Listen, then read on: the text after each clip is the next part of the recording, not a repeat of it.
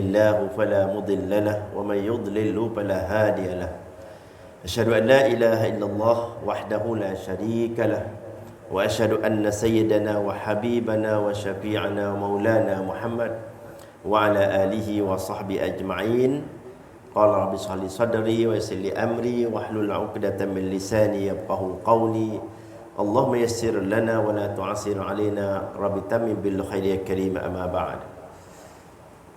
Saya hormati dan kasihi Tuan Haji Razif sebagai pengurusi Masjid Qadiah Kapun Sawah Sunggala.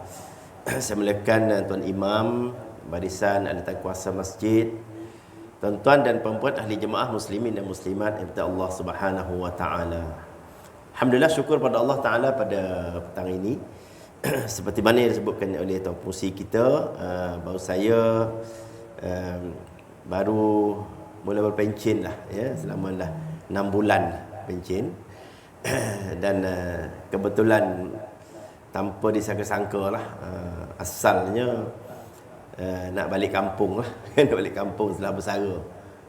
Kampung saya Pasir Putih, Kelantan ya, kalau keluar bahasa slang sana tu minta maaf pula tuan-tuan ya, kadang tak boleh nak kontrol juga tu. Namun terdasar desakan anak-anak tuan-tuan, anak-anak bayan ni banyak yang bekerja di Kuala Lumpur. Jadi kalau Kelantan tahu sajalah, tak ada 8 jam 9 jam mereka tak boleh balik. Jadi baru masing-masing merayu supaya saya duduk berdekatan dengan Kuala Lumpur sikit. Jadi saya kebetulan memang ada rumah pun dekat Taman Datuk. Waktu saya komandan ilmi, dah terbeli rumah di situ dan sambung belajar, bukan bekerja di United Kingdom itu, saya sambung belajar buat master dalam perbandingan agama ya, perbandingan agama. Jadi selama 2 tahun kena balik semula ke Mindef lah selama hampir 12 tahun. Itu yang meninggalkan Podikson tu, bukan tinggal terus balik saya sekala, tapi tak anda kuliah-kuliah lah. Sampai kuliah saya kat Taman Datuk Abdul Samad pun dah terputus. Janji sebulan sekali pun tak jadi juga. Kalau dah duduk jauh tu cerita dia jadi lain ya. Kita dah ada 2 komuniti ni, tak payah nak jaga tuan. Jadi alhamdulillah. Bila saya balik sini, biasalah ingat nak relax lah tuan. Jadi orang tahu Ustaz Nawi balik ni ya, orang cari juga konon-kononnya. Saya tak tahu Tuan Haji Razif bila dia tahu saya balik ya. Jadi alhamdulillah, sedaya upaya daripada saya duduk relax kat rumah saya saja, baiklah saya berkawan-kawan dengan tuan-tuan semua. Boleh ya tuan-tuan ya? Kita bersilaturahim, mengembalikan semangat Podikson semula insya-Allah. Dan saya sebenarnya walaupun dah bersara adalah kawan-kawan daripada NGO Islam, iaitu Yayasan Restu di Putrajaya, meminta saya menjadi penasihat latihan. Jadi mereka ini tuan-tuan, Yayasan Restu ini satu NGO Islam yang menerbitkan Al-Quran versi Malaysia. Tuan-tuan boleh pergi melawat di Pesan 14. Nama tempat tu Nasrul Quran. Atau boleh Google Nasrul Quran ya, ada tempat menerbitkan Al-Quran versi Malaysia, tulisan tangan tuan-tuan ya. Jadi berbeza sikit dengan Madinah. Jadi produk Madinah ni yang kita selalu dapat tu daripada Madinah, ataupun yang dicetak versi ala-ala Asia sikit ialah Karang Craft. Karang Craft tu memang dia menerbitkan Al-Quran. Cuma yang saya tu ni dia buat design mengikut ala Malaysia punya. Kulitnya, temanya bertemakan tempatan. Dan yang menarik perhatian saya itulah mereka ni tulis tangan selama 5 ke 7 tahun tuan-tuan, baru habis nak tulis sebuah Al-Quran. Masya-Allah. Ya. Betul lah Nabi menerima wahyu selama 23 tahun. Penulis-penulis wahyu Rasulullah, turun ayat tulis, turun ayat Rasulullah panggil Ali bin Abu Talib, Zaid bin Harisah ya. Ini penulis-penulis wahyu. Namun tidaklah menulis berterusan, artinya turun wahyu, Nabi panggil sahabat, wahyu dah turun, tulis. Dan tulis ketika itu bukanlah di atas kertas tuan-tuan. Zaman Rasulullah itu ialah tulisnya di atas kulit unta, tulang-tulang unta yang putih ya. Lalu disimpan di sebuah bilik khas. Dan akhir sekali lah ceritanya, pada zaman Sayyidina Uthman, maka Sayyidina Uthman lah yang mengarahkan penyusunan mashaf Al-Quran dan dibariskan mengikut baris yang ada pada hari ini. Sebab itulah mashaf kita ni dinamakan Rasam Uthmani. Yang ada bagi kita ni panggil Rasam Uthmani. Jadi dinisbahkan kepada Sayyidina Uthman Al-Affan radhiyallahu anhu, yang menantu Rasulullah sallallahu alaihi wasallam, ya. Jadi dari sana student tu dia membuat Quran dan menulis. Tulisan tangan tu dia nampak macam lain sikit lah, ya, daripada tulisan biasa. Kerana daripada manuskrip itu maka dicetak berbagai versi, ada yang kecil, ada yang besar sebagainya. Sekarang ni mereka sudah ada 10 manuskrip. 10 manuskrip, masya-Allah, ya tuan-tuan. Jadi apabila saya hampir bersara, saya membuat kursus peralihan di situ. Tadi Radhi untuk makluman. Saya berkursus peralihan, biasalah bekas tentera kita tahu tu. Jadi kalau nak bercuti bersara, kena kursus peralihan dulu selama 3 bulan. Jadi saya memilih berkursus peralihan di situ kerana saya kenal dia punya pengurusi asal restu itu. Kita pernah buat projek membuat terjemahan Al-Quran dalam bahasa Khmer. Jadi saya masa itu timbalan ketua pengarah Kagat, kita membuat collection dana mendapat 2 juta dalam tentera kita, ya, selama 2 tahun, 1 juta setahun. Jadi kita memberikan duit ini kepada Yayasan Restu untuk mencetak Al-Quran terjemahan bahasa Khmer. Kita hantar ke Kemboja, ya, dengan hantar dengan cali. Saya pun pergi sana jumpa mufti Kemboja, ya, untuk membuat penyemakan akhir. Kita panggil 30 orang alim ulama kita yang ada di sana. Melayu Campa tu, Melayu Campa dia panggil apa, kan. Saya pernah berkhutbah di masjid sana. Entah dia orang faham tak tahulah. Saya khutbah je lah bahasa Melayu lah. Kita tak reti bahasa Campa, bahasa tu dia orang bahasa Khmer, ya. Lepas saya khutbah, ada imam dia yang belajar dekat Kelantan, pondok Kelantan, dia bangun menterjemahkan, membuat ulasan khutbah saya. Saya hentam je lah bahasa Malaysia je lah saya bagi, kan. Itu nak cerita, kan, masya-Allah. Jadi kita dapat ni. Sampai bila saya berkursus di sini, tuan, saya membuat cadangan kepada Yayasan Restu daripada menerbitkan Al-Quran sahaja, daripada diterjemahkan kepada berbagai bahasa. Baru siap ada bahasa Cina. Baru dah siap dah lancar dah. Ini usaha-usaha yang dibawa oleh Yayasan Restu, tuan, ya. Jadi saya kata, kenapa kita tidak membawa isi kandungan Al-Quran itu kepada masyarakat? Daripada kita menulis, membuat Al-Quran, mencetak, menjualkannya kepada mereka, ataupun mewakafkan kepada masjid-masjid, kita mendalamkan sedikit peranan yayasan ini kepada mencongkel, menerokai dan juga menjelajah isi kandungan Al-Quran yang terdapat dalam Al-Quran. 6,636 ayat. Masya Allah. Jadi timbulnya perkataan tadabbur ini, tuan-tuan. Tadabbur ini maknanya kita meneliti, menyemak, mengambil iktibar, mengambil segala khazanah yang ada dalam Al-Quran itu untuk dihayati dan juga dipahami, dihayati dan diterjemahkan dalam kehidupan seharian. Masya Allah. Jadi saranan saya itu alhamdulillah diterima. Tetapi saya tak boleh keluar, tuan-tuan. Habis 3 bulan tu dia pegang saya. Dia kata kalau itu Datuk kena dengan kami lah, kan. Sebab ni jadi saya menerima amanat itu, tapi saya tak pergi hari-hari lah, seminggu sekali je saya pergi, seminggu 2 kali untuk membuat modul-modul kursus bersasar Al-Quran. Jadi kita dah buat begini dan dah siap satu modul kepribadian Al-Quran, saksih Al-Quran, ya, dengan menggabungkan ilmu tafsir, ilmu tadabbur, dan dengan menggunakan teknologi masa kini, ilmu-ilmu semasa, untuk diberikan kursus kepada. Jadi target kita adalah penjawat-penjawat awam di Putrajaya, ya, dan agensi-agensi yang terlibat dengan penguatkuasaan. Kenapa, tuan-tuan? Sebab kita nak bawa kepribadian Al-Quran ini ke dalam jiwa umat kita hari ini. Daripada kita baca saja, tuan-tuan, dia tak berapa nak masuk tu, baca. Bukan tak masuk, kita rasa dapat tenang jiwa, kan. Okey, itu memang itu fadilah Al-Quran. Cuma kita tidak tahu apa yang kita baca itu, apakah pengajaran Allah Ta'ala nak sampaikan kepada para umat manusia, yang mana Allah Ta'ala sendiri mencipta manusia dan Allah Ta'ala tahu apa yang ada dalam Al-Quran.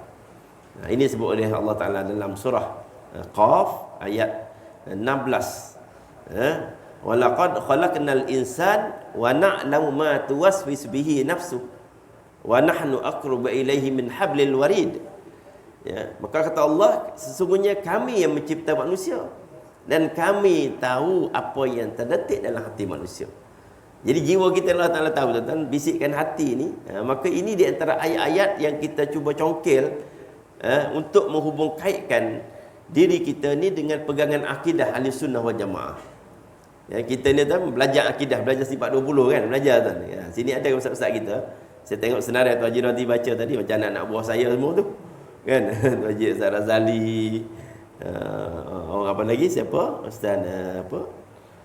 Yang mengajar kat sini, Ustaz Zainal Azira, ya, semuanya lulusan Universiti Azhar, masya-Allah tuan. Mereka ada ilmu, boleh tuan mendekatkan mereka, ya. Ustaz Nasir, masya-Allah, lama kat sini, sudah jadi tonggak kepada production saya rasa. Itu di antara staf-staf saya dulu, dan bersama saya dengan di ilmi. Ustaz Nasir memang bersama saya dengan ilmi, begitu lama, membina modul khusus untuk tentera kita di situ, ya, insya-Allah. Jadi kita ambil tuan-tuan, kalau kita belajar ilmu akidah, kita belajar sifat 20, kita membilang sifat 20, wujud qidam baqa mukhalafatu lil hawadis qiyamuhu bi nafsi wahdaniyat qudrat iradat ilmu. Ilmu, ya, ilmu sampai pada ilmu, contoh tuan-tuan, kita tidak boleh hubung kaitkan ilmu Allah dalam kehidupan kita seharian. Maka dia memerlukan ilmu tambahan lain, namanya tadabbur ayat-ayat akidah. Jadi antara ayat akidah yang kita tadabburkan, ayat yang saya bacakan tadi, surah Qaf ayat 16, di mana Allah Ta'ala menceritakan bagaimana aku yang mencipta kamu, kata Allah, dan aku tahu apa yang ada dalam bisikan hati kamu. Jadi bila kita dengar baca ayat ni, kita dah belajar sifat 20, ilmu. Ilmu apa makna ilmu, tuan-tuan? Allah Ta'ala itu mengetahui, betul tak? Kita belajar sifat 20 tu, bilang dah, alhamdulillah tuan-tuan. Bab bilang kita okey tuan, tapi nak membawa ilmu itu sifat Allah supaya kita merasai Allah Ta'ala tu betul-betul tahu apa yang kita buat, maka kita memerlukan ayat-ayat Allah Ta'ala, hadis-hadis Rasulullah untuk menyokong akidah kita supaya akidah kita ni jadi mantap, ya. Saya contohkan ayat ini tuan-tuan. Kalau Allah kata wa na'lamu ma tuwaswisu bihi nafsu, aku yang mencipta kamu wahai manusia dan aku tahu apa yang ada dalam jiwa. Sebab tu kita kata Allah Ta'ala ni memang ilmunya mendalam, ilmunya luar biasa, mengetahui segala detikan hati, bisikan hati kita Allah Ta'ala tahu, kan? Sebab tu tuan-tuan, Nabi kata innamal a'malu binniyat, sesungguhnya pekerjaan kamu bergantung pada niat. Sebab apa? Niat kita Allah tahu. Tuan-tuan datang hari ni ke masjid, niatnya apa tuan-tuan? Nak salat berjemaah, Allah tahu, kan? Allah Ta'ala dah tulis siap-siap dah langkah, setiap langkah tu. Rasulullah kata setiap langkah datang ke masjid diberikan pahala, dinaikkan satu darjat dan dihapuskan dosa. Masya Allah, hari-hari tuan-tuan datang, ya. Jadi kita kena tahu itu ilmu Allah Ta'ala itu mengetahui setiap langkah kita itu, niat kita daripada rumah tujuannya apa, tidak lain tak bukan untuk membuat ibadat pada Allah, maka Allah Ta'ala tahu nawaitu kita. Sebab apa? Nabi kata innamal a'malu binniyat. Ada juga orang datang ke masjid tuan-tuan, kalau ada niat lain daripada lillahi ta'ala, maka dia tak apa nak jadi lah tuan. Kan?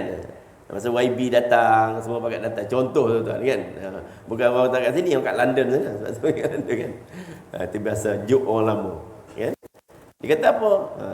Macam tu lah tuan-tuan, kalau tengok musabaqah tilawah Al-Quran, malam pertama je ramai. Betul tak tuan? Malam pertama je. Wallahu a'lam lah nawaitu mereka macam mana. Malam agung datang buat perasmian. Kita nak tahu iman kita dengan Al-Quran, tengok malam kedua, malam ketiga, malam keempat. Malam kelima penyampaian hadiah, ramai balik. Ramai balik. Jadi nawaitu kita nak tahu betul-betul Allah Ta'ala uji betul kita datang kerana Al-Quran atau kita datang kerana apa. Maka itu Allah Ta'ala wa na'lamu ma tuwaswisu bihi nafsu. Allah mengetahui apa yang ada dalam bisikan hati kamu. Jadi kalau ini kita bawa ilmu akidah ke dalam kehidupan kita seharian, maka kita akan dapat rasa, oh tak boleh main-main ni. Aku ni buat ibadat apa pun Allah Ta'ala tahu.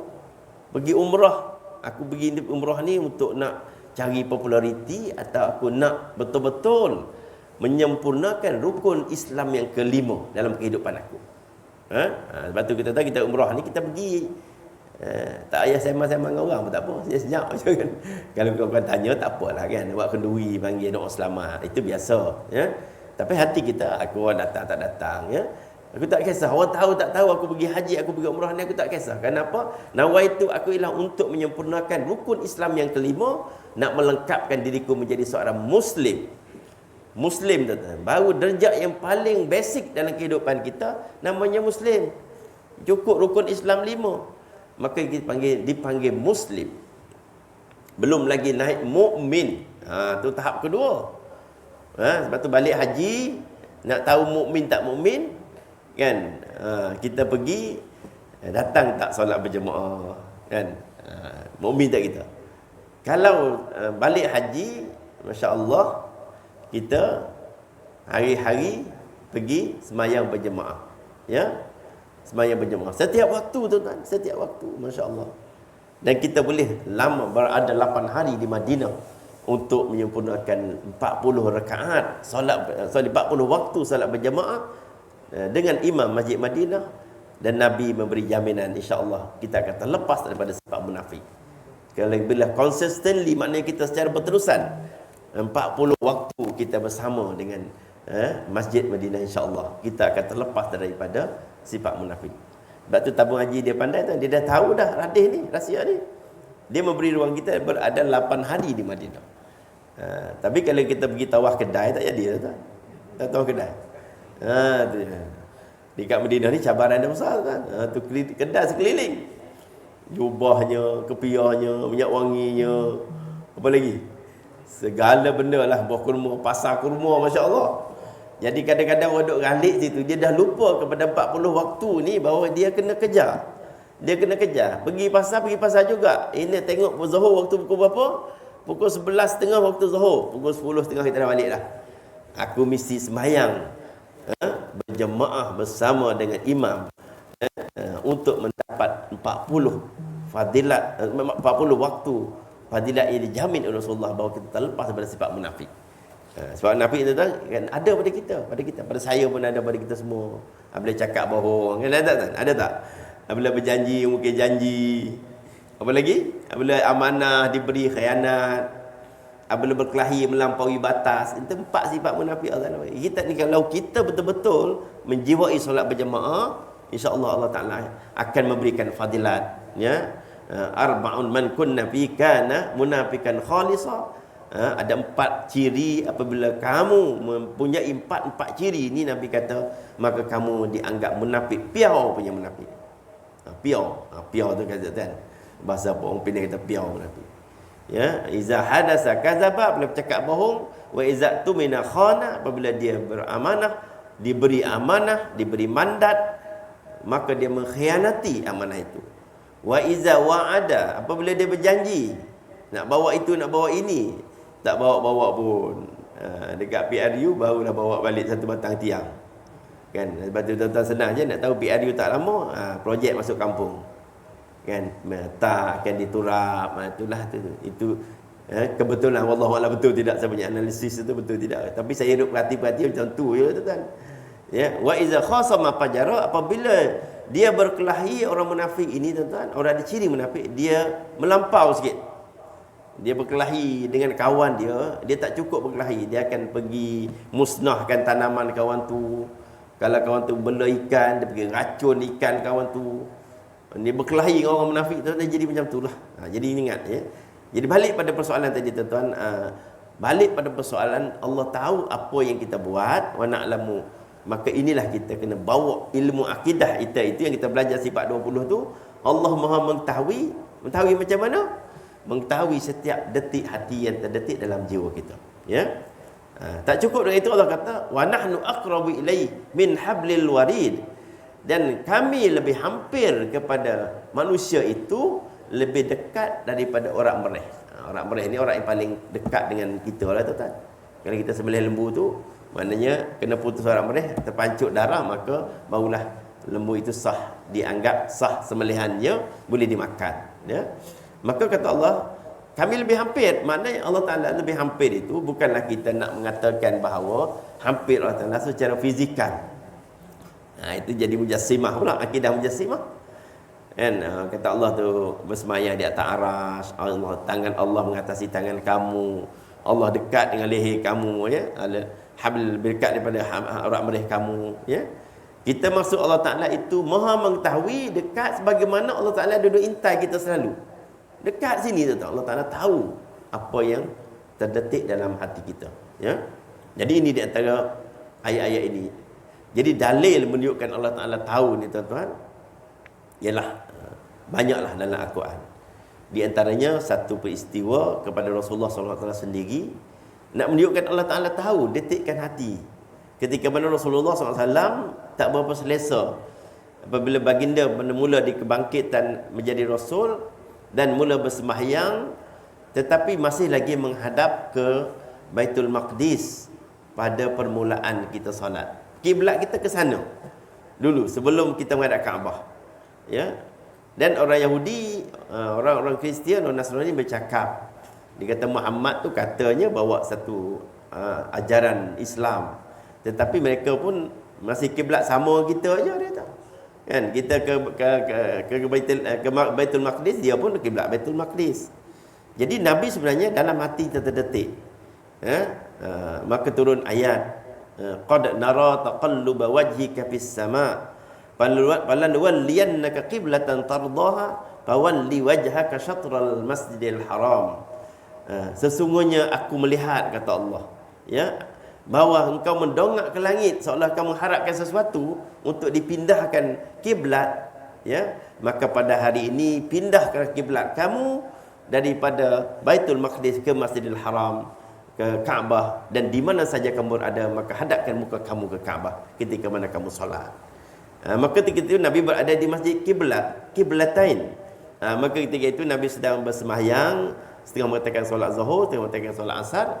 2 rakaat Nabi sembahyang menghadap ke Baitul Maqdis, dan turun ayat ini Nabi pusing terus menghadap ke Baitullahil Haram sebanyak menyempurnakan 2 rakaat. Maka jadilah masjid itu namanya Masjid Kiblatain. Tetap pergi umrah mesti dibawa ke situ, ya. Saya dah banyak kali pergi ziarah situ. Situ banyak buah kurma, beli buah kurma jual macam-macam situ, ya. Jadi Masjid Kiblatan, ya. Jadi ayat ini menjadi dalil yang cukup kuat bahawa Allah Ta'ala tu tahu bisikan hati Nabi, ya. Nabi, bahkan Nabi terbayang, Nabi terfikir kalau boleh lah, macam itulah terdetik dalam hati, kalau boleh lah aku nak pindah lah kiblat ini daripada Baitul Maqdis ke Masjidil Haram. Allah Ta'ala dah tahu, Allah kata qad nara taqalluba wajhika fis sama'. Sesungguhnya aku melihat, kata Allah, detikkan hati kamu, ya, untuk memindahkan kiblat daripada Masjidil Aqsa ke Baitullahil Haram. Maka kekal hari ini tuan-tuan, kita menjadi kiblat kita ke Baitullahil Haram sampai kiamat, tidak akan berubah lagi. Maka itulah kiblat kita, masya-Allah, tuan-tuan. Jadi kalau kita bawa ini, tuan-tuan, maka inilah dipanggil tadabbur ayat akidah. Kalau tuan-tuan baca dalam surah Yasin, tuan-tuan, banyak ayat-ayat berhubung dengan akidah. Banyak ayat-ayat yang berkaitan dengan soal kebangkitan, ya. Wa daraba lana masalan, contohnya. Ingat ayat tu kan? Di ujung Yasin. Wa daraba lana masalan wa nasiya khalqah qala man yuhyil 'izama wa hiya ramim. Ya. Ini ayat ini ada kaitan dengan orang Quraisy, ya. Apabila Nabi mengatakan ini dari segi akidahnya, kita ni mesti percaya pada kebangkitan, ya, kebangkitan, bangkit daripada kubur. Ketika berlakunya tiupan sangkakala kedua, kita akan dibangkit. Maka orang-orang Quraisy ni, dia tak percaya lah Nabi, tak percaya pada Rasulullah ni apa. Mana boleh, dia kata, tulang yang hancur dah reput semua tu boleh bangkit semula, macam mana Muhammad ni mengarut lah. Macam itulah bahasanya, tuan. Lalu tak cukup dari itu, mereka pergi gali kubur, beberapa kubur lama, mereka bawa keluar tulang-tulang, mereka lungguk di hadapan Rasulullah SAW. Maka turun ayat tadi, wa daraba lana masalan, ya.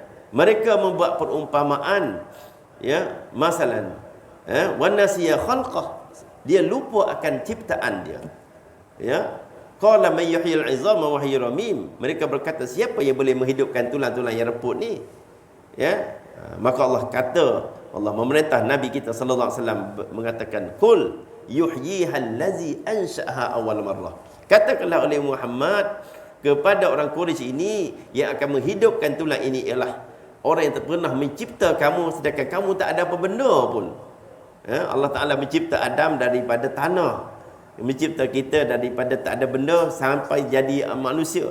Maka untuk mengembalikan kebangkitan bahawa manusia telah pun ada, maka tulang-tulang yang reput ini sangat mudah bagi Allah untuk membangkitkan kita. Ini panggil ayat akidah, kita kena percaya. Ya, kita kena percaya kepada apa yang disebut oleh Allah dalam Al-Quran. Di antara surah-surah yang terdapat dalam surah Yasin itu banyak, tuan-tuan. Kalau kita tadabbur surah Yasin tu, masya-Allah, ya, dalam tu berbagai-bagai khazanah, berbagai-bagai tentang isu akidah yang kita duk pegang, tuan-tuan. Dan akidah inilah, tuan-tuan, patut kita terapkan dalam masyarakat kita. Ya, sifat 20 kita belajar juga, tuan-tuan. Itu kerangka. Dia panggil kerangka akidah ahli sunnah wal jamaah. Kita belajar sifat 20, dia panggil kerangka. Dia kena ada kerangka dulu. Secara fizikalnya kita ni benar belajar akidah dulu. Akidah ni belajar apa makna akidah, kan? Pegangan arti akidah ni satu pegangan yang muktamad. Ya, ia tidak boleh lagi ada keraguan di dalam akidah kita, tak boleh. Sikit ada keraguan dalam akidah, out, tuan-tuan. 0.0% kita ada keraguan dari segi akidah. Betul ke Tuhan Allah ni, aku duk semua ni, betul tak? Betul ke Nabi Muhammad ni Nabi terakhir ni, kan? Silap-silap ada lagi duk mengaku jadi Nabi, ya? Tuhan Nabi apa? Nabi apa nama ni? Rasul Kahar tu, kan? Rasul Kahar. Jadi mengaku jadi Rasul. Dia baca surah Yasin, dia tadabbur surah Yasin tapi tak kena. Dia tafsir salah. Sebab tu untuk tadabbur ni, tuan-tuan, ia kena merujuk pada tafsir. Saya buat kuliah tadabbur di surah Luqman, surah Taman Datuk 3 kali seminggu. Saya buat waktu subuh, hari Selasa, Rabu, Khamis. Dan nak habis dia surah lazim, itu Haji Radhi sebut tadi. Saya tadabbur daripada Qul a'udzu alif Fatihah, Qul a'udzu bin nas, Qul a'udzu bil falaq sampai nak wadduha, dah sampai wadduha dah. Jadi saya ambil itu, tuan-tuan, untuk tadabbur, ya. Jadi tadabbur kita kena merujuk pada tafsir. Jadi saya merujuk pada tafsir Nurul Ihsan, ya. Saya cadangkan yang kita akan bawa ke sini. Kalau tuan-tuan setuju, kita cuba tadabbur ayat-ayat yang kita duk baca hari-hari tu, tuan. Ya, surah lazim tu lah. Nama surah lazim, apa? Lazim dibaca. Jadi kita merujuk pada tafsir. Kalau tak merujuk pada tafsir, apa jadi, tuan? Inilah yang berlaku pada Rasul Kahar tu. Ya. Dia kata Yasin wal Qur'anil Hakim innaka laminal mursalin. Dia baca ayat tu lah. Innaka laminal mursalin. Yasin, Yasin itu ada ahli tafsir mengatakan ialah nama gelaran Rasulullah. Ala Yasin Rasulullah ala Taha. Dia panggil huruf-huruf, kan? Wal Qur'anil Hakim. Dan Al-Quran yang amat memiliki kebijaksanaan di dalam tafsirannya. Al-Quran. Innaka laminal mursalin, sesungguhnya engkau daripada kalangan Rasul. Maka engkau itu dia kata Allah tuju kat dia. Oh, itu dia tafsir tu macam tu. Kacau habis. Kacau habis. Maka sesungguhnya engkau adalah sebahagian daripada Rasul. Maka dia pun kata, oh, Tuhan lantik dia jadi Rasul. Ini tadabbur tak kena, tuan-tuan. Tadabbur artinya dia mengambil makna ayat. Maka dia mengaku dia jadi ramai pula pengikut dia. Masalah orang Melayu kita tu pantang, benda pelik sikit. Dia pakai ikut. Sebab tu ajaran sesat berkembang sampai berpuluh-puluh dalam rekod JAKIM. Ya. Sampai ada satu ajaran sesat, tuan-tuan, ajaran mencium pusat tok guru pun ada pengikut. Kan? Nak belajar kena cium pusat tok guru dulu. Kalau pusat tok guru tu bau harum boleh tanya, kalau bau hapak, tuan-tuan. Ada pengikut 50 orang belah-belah Johor sana. Minta maaf orang Johor, kalau ada orang Johor kat sini. Ya, ada pengikut. Kita orang Melayu ni bodoh sangat, terpengaruh lah. Mari apa pun budaya. Sebab tu sekarang ni kita risau budaya yang menentang manhaj ahli sunnah wal jamaah, manhaj ibadat yang telah diperkenalkan oleh guru-guru pondok. Sekarang ni mula diungkai, mula dicuba dikorek-korek, diroboh-robohkan. Ni tahlil tak boleh, selawat Nabi, Maulidur Rasul pun tak boleh, baca talqin, baca kunut, wirid lepas solat. Ini dipanggil manhaj. Manhaj ini metodologi yang telah disusun atur oleh ulama-ulama kita dahulu, ulama pondok tuan-tuan. Tuan-tuan boleh lawan dalam pondok. Saya mengaji sikit dalam pondok ni dengan ulama pondok. Sikit dapat sentuhan. Tuan guru kita, masya-Allah ilmu mereka ni jangan ada challenge lah, ya. Yang ada challenge mereka. Semua ilmu mereka belajar pada kulit ke kulit. Bukan belajar ambil celup-celup. Tajuk ni ambil, kamu buat kajian sikit, kamu buat kajian, kamu dapat satu title. Ya. Saya buat kajian perbandingan agama di United Kingdom. Saya buat di University of Wales. Dapat kita belajar perbandingan agama secara teori dan ini, dan kita cuba untuk kita mengetahui bagaimana kekuatan agama ni, bagaimana kelemahan dia. Ya. Bagaimana kita nak meyakinkan manusia bahawa agama yang kita anut ini betul-betul. Itu tujuan kita buat perbandingan agama tu, bukan nak pergi belajar agama dia tu untuk kita hayati, tidak. Apabila kita buat perbandingan, kita nampak umat agama Islam memang tak boleh lawan lah. Segala-galanya ada dalam Islam. Ya, segala-gala ada Islam. Islam is a way of life, kata orang Jawa. Ada Jawa kat sini ke? Kan, Islam is a way of life. Islam bukan ritual.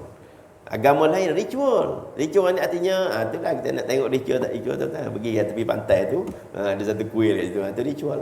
Dia pergi buat habis cerita dalam kuil habis. Kan?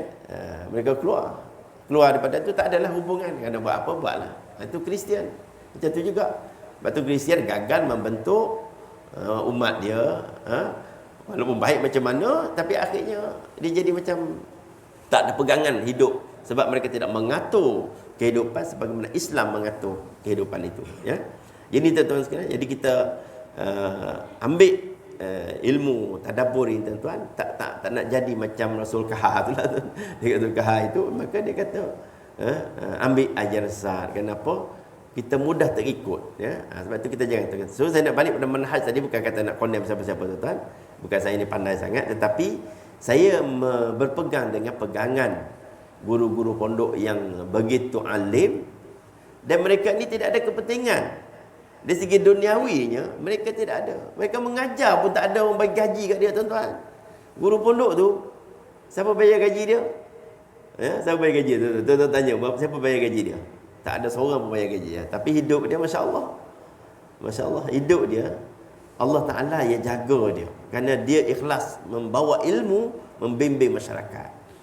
Dan mereka lah, ya, saya ingat lagi, saya masih kayu bersikap, waktu muda-muda kecil-kecil tu kan, mengikut tuan guru pergi bertahli arwah ke sana sini. Kan? Tuan guru saya tu umur 92 tahun baru meninggal dunia. Ya? Hampir macam, saya tengok macam wali Allah. Saya nampak dia lah, tapi dia tak mengaku dia wali Allah. Tapi saya nampak, Masya Allah. Ya? Ada seorang anak muridnya, Wallahualam, ya, ketika mana dia meninggal dunia, jadi tuan guru ni turun pergi buat jenazah. Maka dia pergi buka mayat itu, jenazah itu, dia nak tulis kalimah la ilaha illallah di dahinya.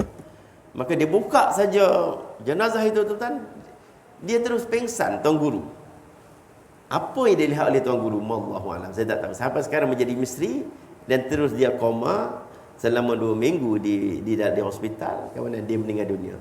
So sampai hari ini misteri tu, apa yang tuan guru tengok pada orang ni. Ya, saya tengok karakter dia tu sebentar, dia macam ada karakter wali lah. Tapi dia wali Allah ni tak mengaku tu kan. Dia mengaku jadi wali tu tak diharap lah tu. Oh, akulah wali Allah. Wali Allah, wali Songo. Ya, wali Abdal. Nah, ya banyak kat Malaysia ni wali bedal. Pantang dia nak bedal orang aja. Itu wali bedal nama dia. Jadi mereka ni, jadi saya mengambil pedoman ini. Saya tanya sampai isu ahli arwah ni, yang guru boleh buat tak? Dia bawa keluar hadis tuan-tuan.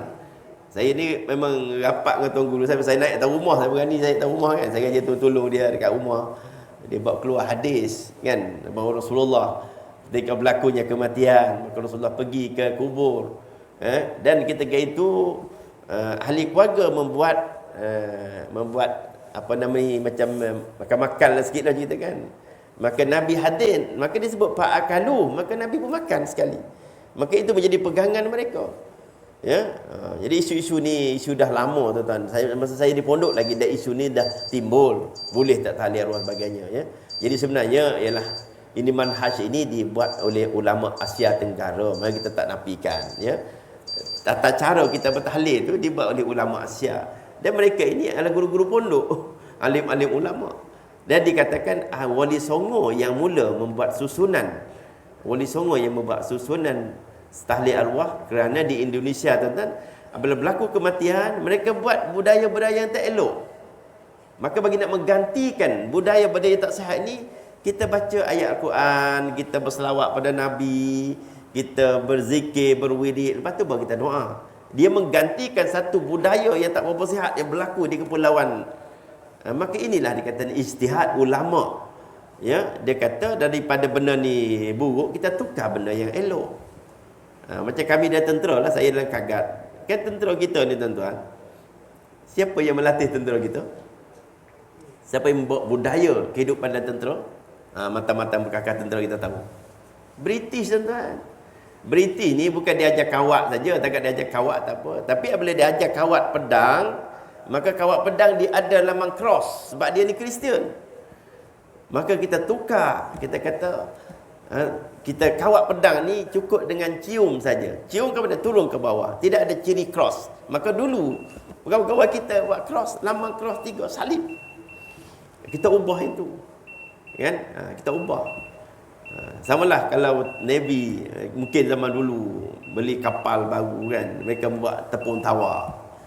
Okay? Kita tak ubah upacara tu, kita tukar daripada tepung tawar buat solat hajat, baca Yasin di dalam. Itu ijtihad dibuat oleh kami dalam tentera. Melihat kepada kebudayaan, budaya yang ada dalam tu lebih tak sihat, kita bawa budaya lebih sihat. Daripada tidak ada makna tentang tepung tawar, buat cekodok lagi bagus. Kan, tepung tawar. Kan? Kita bawa sembahyang hajat, kita baca Yasin di atas kapal, mengambil barakah ayat sejak Allah. Ini dipanggil, ini kan nak panggil bid'ah, tuan-tuan, jenis bid'ah lah. Ada tak Nabi buat? Nabi. Itu dia panggil Nabi memberi autoriti kepada ulama-ulama, tengok situasi. Ya, apabila tempat itu kita mengambil pedoman daripada Muaz bin Jabal ketika mana Nabi nak mengutus menjadi gubernur di Yaman, maka Nabi interview Muaz. Wahai Muaz, kalau kamu menjadi gubernur di sana, kamu berhadapan dengan satu isu. Dengan apa kamu nak berhukum? Maka Muaz kata, bi kitabillah. Aku akan berhukum dengan kitab Allah, yakni Al-Quran. Fa in lam tajid, kalau kamu tak jumpa, fa bi sunnati Rasulillah. Aku akan menggunakan hadis-hadis Rasulullah yang aku dengar daripada kaya Rasulullah. Fa in lam tajid, ini yang saya kata yang tiga ni. Kalau tak jumpa juga hadis pun tak jumpa, ayat Quran tak jumpa. Maka kata Muaz, ajtahidu bi ra'yi. Aku berijtihad menggunakan akalku, berpandukan Al-Quran dan Sunnah, maka aku akan tengok situasi macam mana. Kalau patut aku kata halal, halal. Aku patut kata haram, haram. Maka inilah tuan-tuan ijtihad yang dibuat oleh ulama Asia Tenggara, Wali Songo dan kawan-kawannya, mengatakan situasi di Indonesia macam tu ketika itu banyak budaya-budaya yang tak sihat. Berlaku kematian, mereka membuat upacara, tari-menari pun ada, joget lambak pun ada, kan? Macam orang Syiah. Orang Syiah. Kan? Saya punya first degree saya di UC Baghdad, Iraq. Saya tengok sendiri dengan mata kepala orang Syiah punya kerja. Kan? Pergi ke Karbala, pergi ke Najaf, pergi ke Masjid Sayyidina Ali. Mereka membuat acara-acara khurafat. Itu berlaku. Tetapi kita bawa budaya ini, inilah kita menggantikan benda yang tak sihat dengan benda yang sihat menggunakan pedoman Al-Quran dan Sunnah. Ya? Maka kita kata yang ni elok. Macam kapan Nabi tadi tuan-tuan. Dalam tentera banyak usul-usul macam tu tuan. Ya? Kita kategorikan apabila kod agama ditubuhkan, kita mula menyenaraikan. Ini kategori apa? Ini kategori ini ialah khurafat. Kita senarai satu-satu, kita senarai komplit senarai dalam pegangan kita. Jadi kita berunding. Kita tidak buat secara drastik tuan-tuan. Kita buat menarik rambut apa? Ada pepatah Melayu tu. Menarik tepung dalam rambut. Balik pula saya. Menarik rambut daripada tepung. Kita tak nak orang kata apa kagak ni bawa budaya habis semua, tak betul. Benda yang elok kita kekalkan, tapi kita ubah suai sikit. Kan? Kawat pedang okey. Tapi cross kita buang, sebab cross itu budaya Kristian, boleh buat syirik. Ya. Jadi tentera tengok tentera kita berkawat waktu dia ambil menyambut ketibaan orang besar, tentera tunjuk dalam televisyen apa kan. Dia akan cium sekali, dia akan terus turun ke bawah. Dia tak adalah cross. Kan nak buat itu memang budaya tentera, takkan nak pergi tungkat mimbar pula, tak boleh, tak kena tentera kan. Nak buat tungkat mimbar kat situ. Jadi pedang, tarik pedang kan. Kan semak kita tengok, cium sekali turun ke bawah, habis usul syirik, selesai. Kan? Jadi ini banyak tuan. Budaya minum, ucap selamat dulu memang tentera-tentera kita untuk tak bernasib baik. Allah, semoga Allah mengampunkan dosa-dosa mereka lah ya. Dulu kan masuk Arab, mereka tukar pada ais sejuk. Kan? Tukar ais sejuk. Tukar ais sejuk pun kita tak mau juga. Kita kata itu konsep tu masih ada. Iaitu dulu dia membuat cheers kepada Queen Elizabeth. British ajar kita macam tu. Maka kita minum ucap selamat, kita kata Seri Paduka Baginda. Kita kata tak, kita nak ganti dengan doa. Kita doa kepada Baginda Agung supaya Agung selamat dan kita semua selamat. Itu perjuangan rakan-rakan kita dalam kod agama kita, tuan-tuan. Itulah sebab tentera kita tuan-tuan perasan tak? Dia jadi makin baik ke makin tak baik? Saya rasa makin baik lah kan. Banyak alhamdulillah ya hasil perjuangan. Bukan saya seorang lah, tapi saya ni ialah pioneer group lah. Grup pertama yang ada kod agama. Tubuh kod agama tahun 85, tahun 86 saya dah masuk bersama dengan Kagat. Jadi sampai pencen lah 35 tahun ya. Jadi tuan-tuan masya-Allah, jadi kita akhiri di sini dengan kita cuba tadabbur ayat-ayat Allah ya. Tadabbur Al-Quran tuan-tuan, masya-Allah kita akan menjumpai khazanah-khazanah ilmu Al-Quran yang tidak ada di dalam hadis, tidak ada dalam, maksud saya tidak ada dalam kitab-kitab biasa. Sebab Al-Quran ni ialah teks asal daripada Allah Ta'ala. Apa yang Allah Ta'ala sebut dalam tu. Cuma kita bawa tafsir untuk mengulas. Kita tak boleh nak tafsir sendiri sebab kita ilmu kita tak cukup. Tak cukup nak lawan guru-guru pondok, nak lawan ahli-ahli ulama, ya, kita tak berupaya. Sebab tu kita sekarang ni duk belajar tafsir aja. Tafsir yang dibuat tafsir Qurtubi, tafsir Ibnu Katsir, tafsir Nurul Ihsan, tafsir apa lagi? Ya, apa nama ni? Al-Manar, ya. Semua tafsir dibuat oleh orang-orang dahulu. Ya, mereka ni ada manhaj tafsiran mereka, jadi kita ikut mereka. Cuma kita sesuaikan dengan perkembangan zaman sekarang. Kita hubung kait dengan isu-isu semasa yang kita hadapi. Mudah-mudahan kita beroleh ilmu dan juga manfaat daripada apa yang kita bicarakan, insya-Allah ya. Jadi saya kira takat itu dulu Tuan Haji sebagai mukadimah. Jadi kalau kita setuju ya, saya akan cuba bawa tafsir surah Lazim dulu. Kita mulakan dengan bawah-bawah dulu, insya-Allah ya, Tuan. Kul a'udzu birabbillah, kul ala apa cerita dalam tu, alam tarakai, inna a'taina ya. Jadi semua itu tuan ya boleh memberikan satu sedikit kelebihan ketika mana kita solat. Maka kita boleh kita dengar tuan imam membaca wadduha wal laili iza saja, kita tahulah apa cerita sikit sebanyak tu. Tak tahu satu persatu pun teringat. Nah, ini dulu aku pernah dengar tafsir tadabbur bahawa ini dalam cerita wadduha ini ceritanya. Alam Nasrah ini ceritanya, Al-Qari'ah, Mal-Qari'ah, semua ni tuan-tuan, semuanya ada di dalam khazanah Al-Quran yang telah pun sama-sama kita baca setiap hari. Cuma kita mendalami sedikit supaya kita dapat menjiwai ayat-ayat ini untuk kita jadikan pedoman dalam kehidupan kita. Sekadar itu pada malam ini, mohon maaf sekiranya terkasar bahasa, tersalah bicara. Saya akhiri dengan aqulu qauli hadza wa astaghfirullahalazim li wa lakum. Billahi taufiq hidayah. Assalamualaikum warahmatullahi wabarakatuh. Auzubillahi samil alim minasyaitonir rajim. Bismillahirrahmanirrahim. Alhamdulillahil alamin wassalatu wassalamu ala rasulil amin wa ala alihi wa sahbihi ajma'in. Allahumma hadina bihaqqi hidayatika amin. Ya muqallibal qulub tsabbit qulubana ala dinika wa ala ta'atika subhanaka inna kunna minaz zalimin. Allahumma a'inna ala zikrika wa syukrika wa husni ibadatik. Wa sallallahu ala sayidina Muhammad wa ala alihi wa sahbihi ajma'in. Walhamdulillahirabbil alamin. Taqabbalallahu minkum.